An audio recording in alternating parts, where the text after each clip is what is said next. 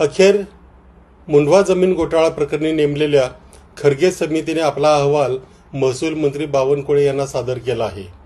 या अहवालामध्ये 2 अधिकारी तारू आणि येवले यांना दोषी ठरवण्यात आला असून त्यांच्या बडतर्फीची शिफारस करण्यात आलेली आहे। परंतु याच्यातून पार्थ पवार यांना मात्र पूर्णपणे बाजूला ठेवण्यात आल्याचं दिसतंय। त्यांच्यावर काही कारवाई करायची ते अखेर त्या कमिटीने पोलिसांवर सोपवल्याचं दिसतंय।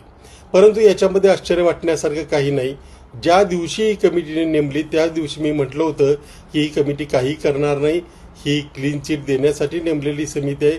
काही काळ ते काढतील, मुदत वाढवून मागतील आणि सगळ्यात शेवटी सर्वांना म्हणजे राजकीयदृष्ट्या ज्यांना निर्दोष ठरवायचं आहे त्या सर्वांना निर्दोष ठरवून मोकळे होतील आणि झालेलंही तसंच आहे।